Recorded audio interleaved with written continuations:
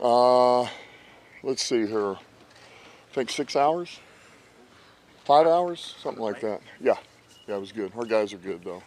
Handled it well. We're glad to be here. We're looking forward to working with the Giants. You know, appreciate Dave Ball and Mr. Mara and Joe Shane, everybody. You know, hosting us here. So we're excited about the work. We know we've got a good practice partner, and it'll be a great chance to evaluate where a number of our players are at, as well as theirs, and get better. So we're looking forward to it. The only one to note, because I know it's coming, is Laporta's not going to practice today, and Branch will just get some Indian 7-on-7. He's not going to get any team reps. But they'll be fine long term. Don't sweat. So that's it. Questions? Coach, what part of the Giants team are you looking most to practice against these 2 days with your specific position groups? Yeah, I mean that's honestly everywhere. I mean, look, these guys have they got plenty of challenges for us. You know, between the receiver position, this D line. I mean, Lawrence is in my opinion one of the best that's in the game right now, to run and pass. I mean, he's powerful, he's strong. You know, the edge, you know, with Thibodeau and Burns over there, that's pretty exciting too. You know, they're this revamped O-line. So, I mean, we've got tests all over the field that we're looking to. And I think a number of it too is this is why you do joint practices. You get a different look. I mean, you know, Hutch has been going against Sewell every day, you know, and so now you get a different look at somebody else who's got a different style. They have a different set, and vice versa on both sides of the ball. So I think it's big for all our guys. I mean, look, I bring up Lawrence again. This can be a great challenge for Frank. Like, Frank's looking forward to this. This is big, man. This is you have to, you know, you have to go against top tier players to get better. So anyway, we're excited. Is it any more important for your young guys, your rookies that have only practiced against your guys to help you with the evaluation of what they're bringing to the table? Yeah, I think there again it helps, and it's another environment. The intensity goes up. There's a little bit more pressure, you know, because you're out here and you know, with another team, other players, other organization, different fans, you know, and so I think you find out a couple of things about these guys that you might not ordinarily find out till you get into a game. So it's just a different way to evaluate. It's another way, and it breaks up camp too. For Evan Booker specifically, I guess, what is the main benefit of looking at the competition and getting him some different looks? Well, you know what? The benefit, honestly, nothing. He just needs reps, and it doesn't matter if it's us or it's them or it's a game. He just needs reps and reps and reps, and he goes to bed and he needs reps, and he wakes up and he needs reps, and so this is anytime he can be out there and run the offense and function, it's going to be good for him. With Laporta, was it something that popped up in practice last week? Yes. Dan, your team's had several instances where there's just some minor pushing and shoving, normal stuff you see in training camp, and they're able to dial it back down because it's their teammates. But Yeah. you get out here and sometimes that intensity can spill over. Is there anything extra you need to say to your guys just to make sure that they keep it in check? No, I told them, man, like we always do. We're competing, and we're not pulling back. But this will be evaluated like a game. So if you do something that's going to cost us in a game, that's part of your evaluation. So, but we got to go. I mean, we got to get better. We can't just be tiptoeing either. Dan, any particular group that you're especially looking forward to, nickelback, maybe safety, third receiver? Yeah, I mean, I think everything you just listed is important. Certainly you want to see how the guys that you're counting on, are they still responding? Do they still have that, do they still have it? Some of these guys, you want to just verify that. But then, yeah, the nickel position is big. I mean, between Amik and E-Man, and we may give Iffy some reps there. That's one. The receiver position, you mentioned it, Fountain and DPJ, Caden Davis. I mean, there's some guys here. Certainly we know what TK is. And then some of these young linemen, Kingsley, Hud, I mean, there's a number of these guys that we got to find out about. So it'll be good. It's going to be good for us. With Malik, what do you like about him getting what's at nickel? Well, he's a corner and a safety, so it just his body type. He's got coverage ability. He's pretty good in the box, and it could be something that suits him.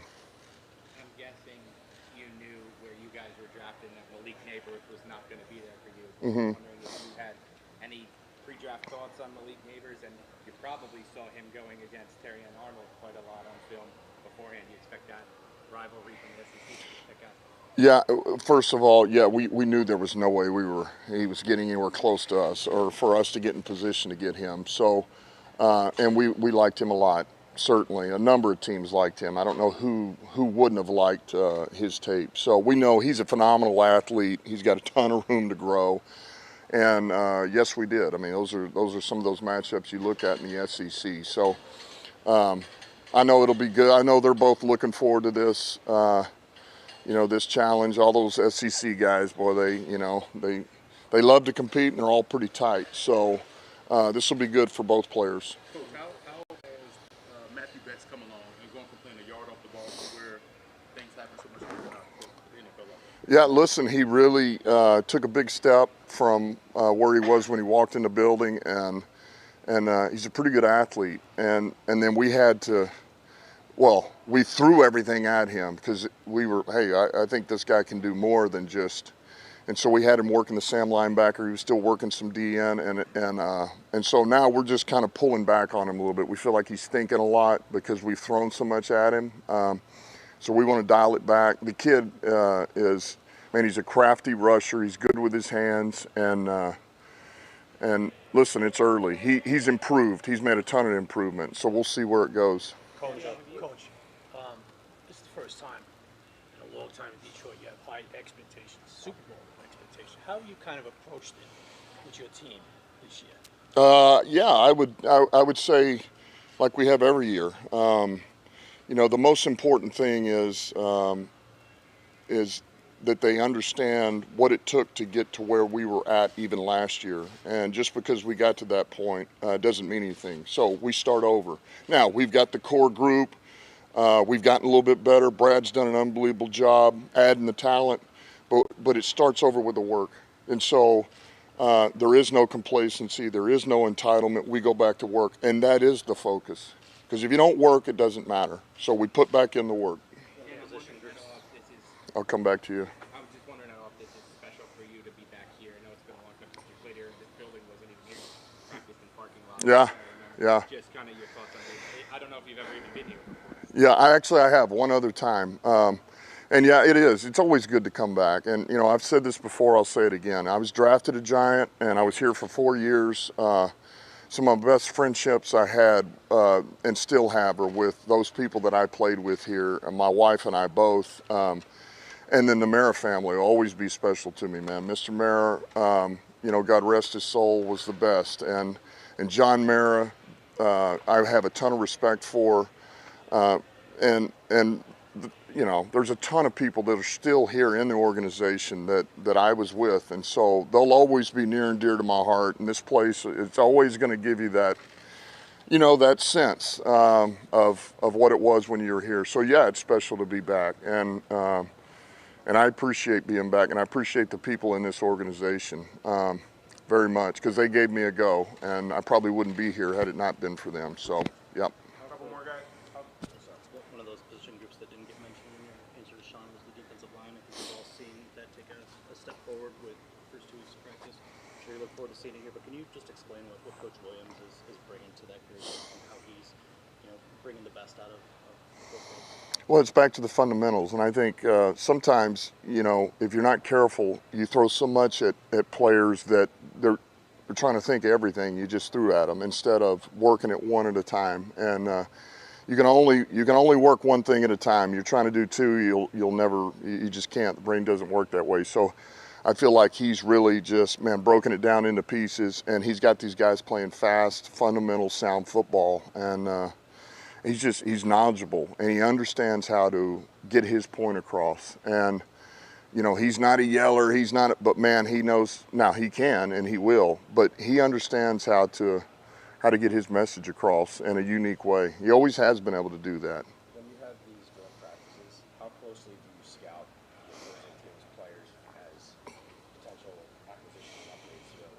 Yeah, well, I would tell you, Brad and you know, Ray, and our scouting department, they'll be looking just like you know, our roster is going to be looked at by Joe and those guys. So you're looking. I mean, you want to see what's out there. You want to see if there's potentially this guy may not make it to this roster, and if so, do we like him?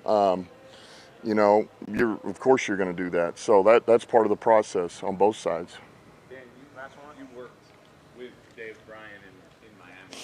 Yep. How much has he changed? You know, obviously offenses evolved over the years. And also, have you seen him looking this good? Yes, I have. I told him he's a chameleon. This guy's unbelievable. I mean, when I was working with him, he was, when he first got the job, he looks about like he does now, and then within about 2 months, it was, and then he's like, you know what, I'm going to cut it back, and then all of a sudden, it's like 3 months later, he's back down to. I mean, it's unbelievable, and he can. Hey, if he decides he's going to do this, he's going to do this. He decides I'm going to let it go, I'm going to let it go. And I love that about him. I mean, he's rare that way.